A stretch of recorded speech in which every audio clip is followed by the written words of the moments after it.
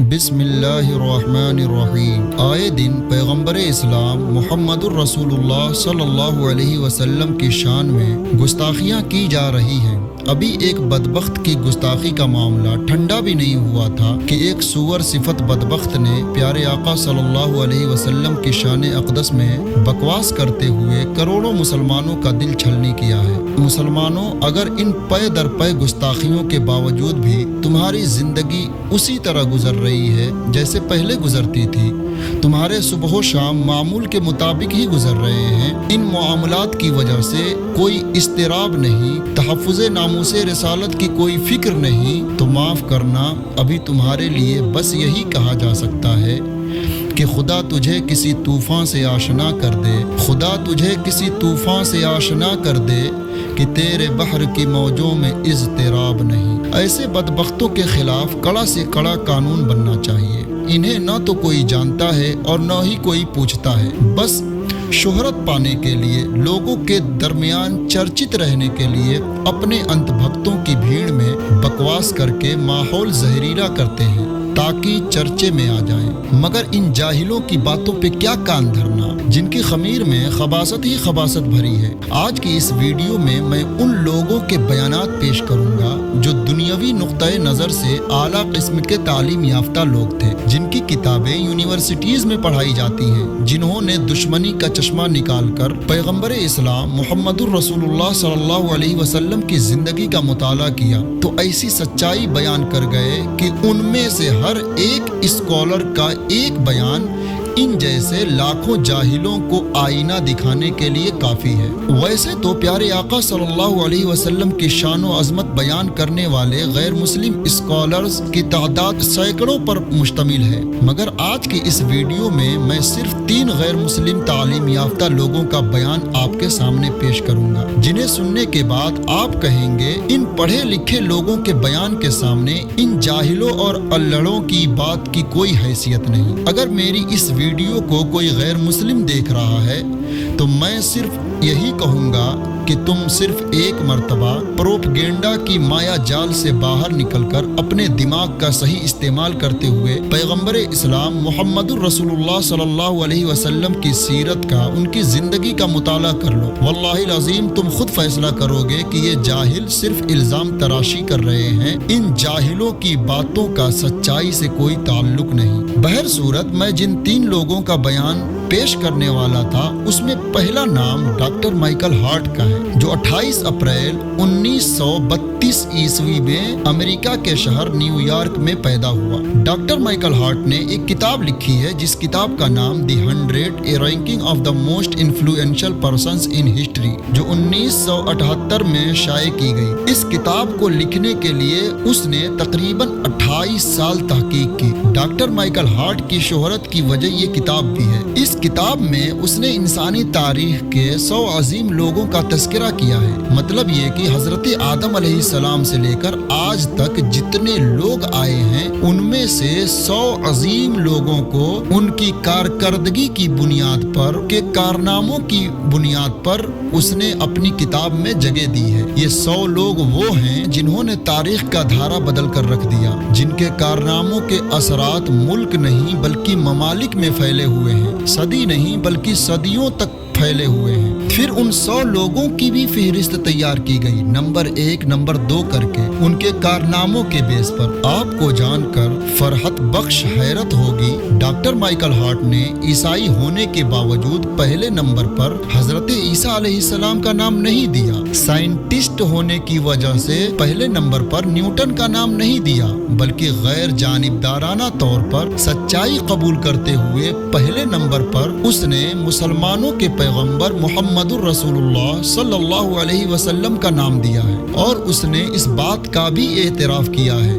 ممکن ہے انتہائی متاثر کن شخصیات کی فہرست میں حضرت محمد صلی اللہ علیہ وسلم کا شمار سب سے پہلے کرنے پر چند احباب کو حیرت ہو اور کچھ لوگ اعتراض بھی کریں، پہلے نمبر پر محمد کا نام کیوں رکھا؟ لیکن میں کیا کروں، میں نے جن اصولوں کو سامنے رکھ کر یہ فہرست تیار کی، ان اصولوں کی روشنی میں ان سے آگے یا ان کے برابر کوئی ہے ہی نہیں۔ He was the only man in history who was supremely successful on both the religious and secular levels. पैगंबर मोहम्मद तारीख़ इंसानियत के इकलौते इंसान हैं जो मजहबी और सियासी दोनों मैदान में बराबर तौर पर कामयाब नजर आते हैं। रहे दूसरे लोग तो किसी के कारनामे मजहबी एतबार से नुमाया हैं तो सियासी एतबार से नहीं, और किसी के कारनामे सियासी एतबार से नुमाया हैं तो मजहबी एतबार से नहीं। सुभान अल्लाह। अल फज़्लु मा शहीदत बिहिल आदा, खूबी वो है जिसकी गवाही दुश्मन भी दे।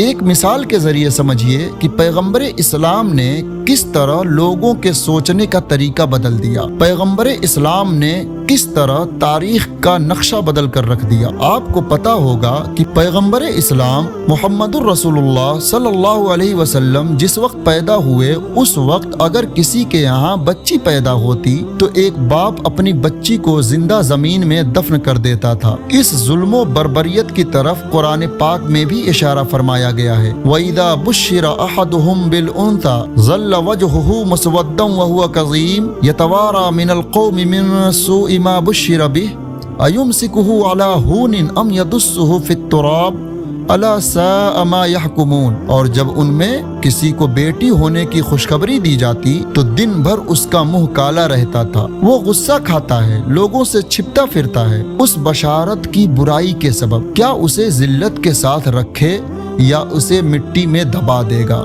अरे बहुत ही बुरा हुक्म लगाते थे।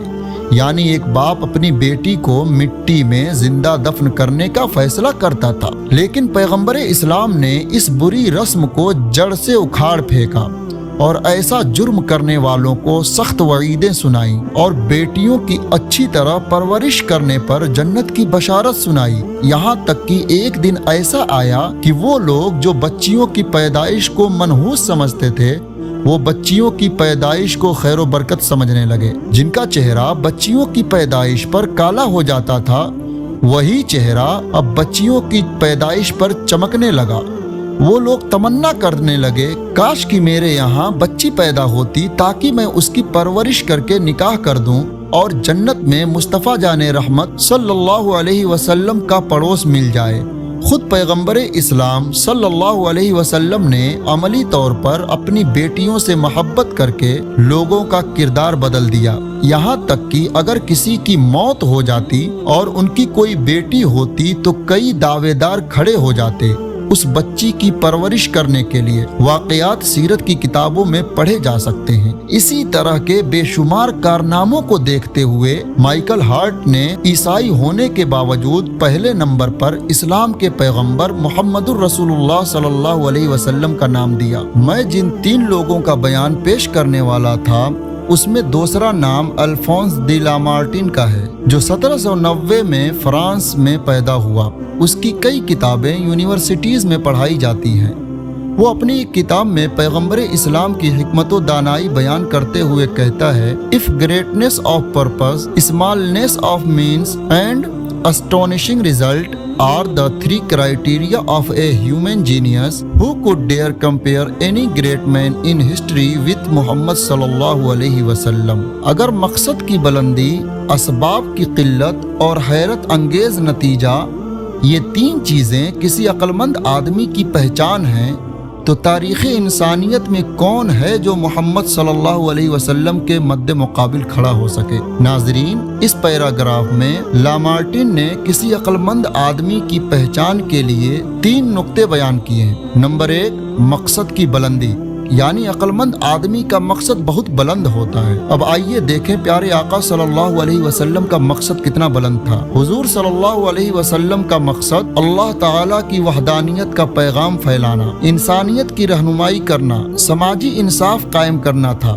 हुजूर सल्लल्लाहु अलैहि वसल्लम ने मुआशरती नाइंसाफी, गुलामी और हर तरह के भेदभाव के खिलाफ आवाज बुलंद की। और ये मकसद अजीम सिर्फ अरब के मुआशरे के लिए नहीं था बल्कि पूरी दुनिया के इंसानों को इस मकसद अजीम के झंडे तले खड़ा करना था। नंबर 2, महदूद वसाइल, यानी मकसद तो बहुत बड़ा है मगर वसाइल महदूद हैं। उस मकसद अजीम को आम करने के लिए मादी वसाइल भी महदूद थे। इस तौर पर कि जब हुजूर सल्लल्लाहु अलैहि वसल्लम ने नबूवत का ऐलान किया तो शुरू में चंद मुखलिस लोग ही आपके साथ थे और आपको शदीद मुखालफत का सामना करना पड़ा। मक्के के सारे काफिरों ने मिलकर आप और आपके गुलामों को तकलीफ से दो चार करने में कोई कसर न छोड़ी। इस रास्ते में आप पर पत्थरों की बारिश भी हुई। 3 साल तक आपका समाजी बाइकाट भी किया गया। आपको उस मकसद अजीम से हटाने के लिए तरह तरह की लालचें दी गईं।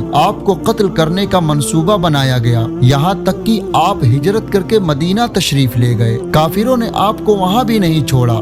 कभी जंगे बद्र तो कभी जंगे उहुद के जरिया उस मकसद अजीम से रोकने की कोशिश की गई, मगर पैगंबर अमनो सलाम निहायत साबित कदमी के साथ अपना पैगाम फैलाते रहे।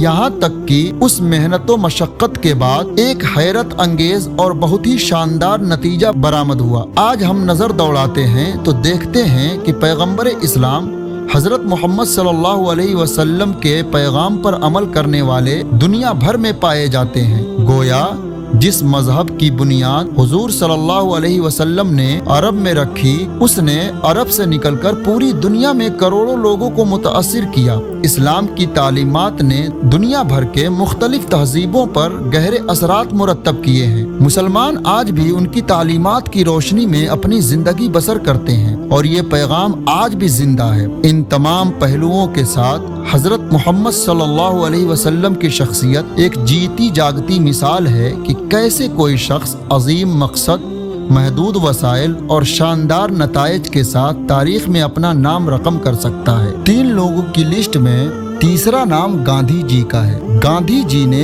पैगंबर इस्लाम हजरत मोहम्मद सल्लल्लाहु अलैहि वसल्लम की जिंदगी और तालीमात को सराहते हुए कहा, मुझे इस बात का यकीन है कि अगर मोहम्मद सल्लल्लाहु अलैहि वसल्लम जैसे अजीम रहनुमा आज होते तो दुनिया के तमाम मसाइल अमन, मोहब्बत और भाईचारे के जरिया हल किए जा सकते थे। एक जगह और कुरान और इस्लामी तालीमात के बारे में गांधी जी कहते हैं, इस्लाम तलवार के जोर पर नहीं फैला है बल्कि उसके पैगाम में सच्चाई, आजिज़ी और सादा तर्ज़े जिंदगी की कशिश थी, इसलिए लोग इस्लाम की तरफ खिंचते चले गए। मैंने कुरान का मुताला किया है, मुझे उसमें कुछ भी ऐसा नहीं मिला जो तशद्दुद की दावत देता हो। नाज़रीन, आपने देखा कि पढ़े लिखे लोग इस्लाम और पैगंबर इस्लाम के ताल्लुक से कैसी बातें करते हैं। अब इन जाहिलों की बात पर कौन कान धरे। ये जाहिल बस सस्ती शोहरत के भूखे हैं। मैं दावे से कह सकता हूँ,